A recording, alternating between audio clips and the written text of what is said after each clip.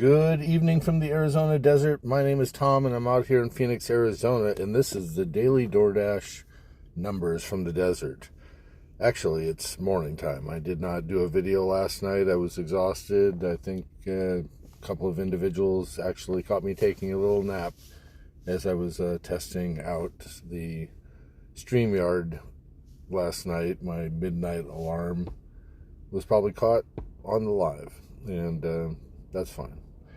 But at any rate, this is the numbers that we finished for last week. We did 362.03, plus I think there was some half pay, possibly a little over $7. We'll take a look at that on the back end. This is a screenshot because obviously it's in the morning and therefore the screen's not there. But for the week, we finished with $2,284.28. And so we're going to go on over into the actual app itself, go take a look at that. There is a problem with the earnings. Let's see. Yeah, it looks like they still haven't fixed it. You can see the earnings history does not have the full bar graph. They're having some challenges there. Let's go see. Yes, so it's $7.68 that was added to that 362.03. So that comes out to 369.71 is what we actually made yesterday. Obviously the screenshot's not going to reflect that additional pay, so we're just going to make the video saying that we made 362.03. But this was only 6 days. We took off, I think it was Monday. Yeah, we took off Monday for the oil change, and as a result there's only 6 days on this week. So this was a really good week. Another $350 on top of that would have put us over $2,600 for the week, but woulda, coulda, shoulda.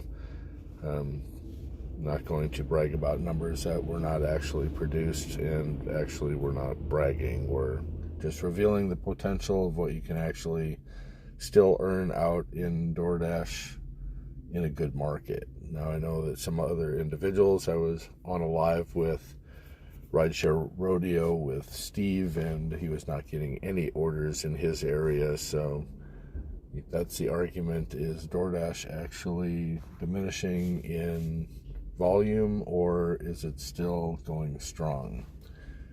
There's so many different variables and factors that come into play as far as events, people splurging the weekend prior because of football playoffs and not wanting to eat out, and keeping their funds close to their vest so that they can splurge on Super Bowl weekend, which I believe is the next weekend coming up.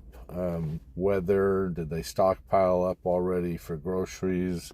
Are they not eating out? Are they still on a New Year's resolution? So many different factors happen the first couple of months as people start to take a look at their finances.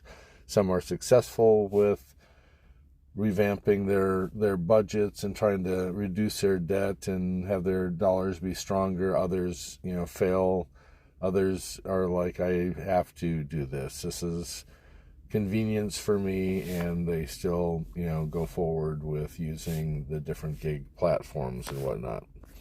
So at any rate, I hope that your Sunday was a good Sunday. I hope you were able to spend time with your family. I hope that you made it home safe if you're out there in inclement weather, you're working longer shifts, etc., etc.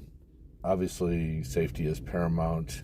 That's why I was caught last night taking a little cat nap, so that I wasn't on the road being exhausted. I was able to refresh and rejuvenate myself. It does not take long for me to take a power nap and get back to going. So with that, I'm going to go pump some gas. We've already started our shift. I paused this just so that I could make the quick video. And today is Monday. I think it's February 2nd. We'll take a look really quick. Yes, February 2nd. So let's go. Let's go get some cash. Let's go apply that cash towards debt.